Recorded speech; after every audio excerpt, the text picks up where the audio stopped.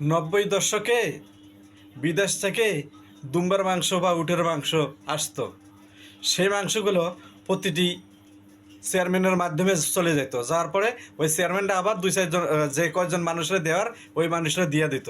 তা সেখান থেকে আমার বাবাই পাইছিল, সেখান থেকে আমি দুম্বার মাংস খাইছিলাম।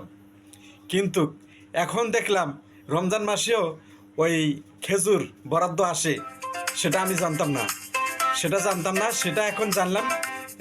হাসনাত আবদুল্লাহ 39 প্যাকেট খেজুর বরাদ্দ আসছে। সেই খেজুরগুলা সবাইকে তো দেওয়া সম্ভব না। এই জন্য সে বুদ্ধি করছে যে প্রতিটি মাদ্রাসায় যেতটুকু করে যায় অতটুকু করে আমি দেওয়ার চিন্তা ভাবনা করছি। আলহামদুলিল্লাহ, চিন্তা করে দেখেন তাহলে বাকি যারা আরও এমপি মন্ত্রী যারা আছে তাদেরও তো বরাদ্দ আসছে। সেই খেজুরগুলা কোথায় আমার জানতে ইচ্ছা করে। ভিডিওটা শেয়ার করে সবাইকে জানার সুযোগ করে দেবেন। কারা কারা দুম্বার মাংস খাচ্ছেন অবশ্যই জানাবেন। নব্বই দশকে বিদেশ থেকে দুম্বার মাংস বা উটের মাংস আসতো। সেই মাংসগুলো প্রতিটি চেয়ারম্যানের মাধ্যমে চলে যেত, যাওয়ার পরে ওই চেয়ারম্যানটা আবার দুই চারজন যে কয়জন মানুষরা দেওয়ার ওই মানুষরা দিয়ে দিত। তা সেখান থেকে আমার বাবাই পাইছিল, সেখান থেকে আমি দুম্বার মাংস খাইছিলাম।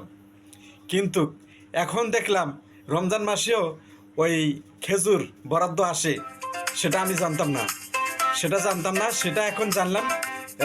হাসনাত আবদুল্লাহ 39 প্যাকেট খেজুর বরাদ্দ আসছে। সেই খেজুরগুলা সবাইকে তো দেওয়া সম্ভব না। এই জন্য সে বুদ্ধি করছে যে প্রতিটি মাদ্রাসায় যেতটুকু করে যায় অতটুকু করে আমি দেওয়ার চিন্তা ভাবনা করছি। আলহামদুলিল্লাহ, চিন্তা করে দেখেন তাহলে বাকি যারা আরও এমপি মন্ত্রী যারা আছে তাদেরও তো বরাদ্দ আসছে। সেই খেজুরগুলা কোথায় আমার জানতে ইচ্ছা করে। ভিডিওটা শেয়ার করে সবাইকে জানার সুযোগ করে দেবেন। কারা কারা দুম্বার মাংস খাচ্ছেন অবশ্যই জানাবেন।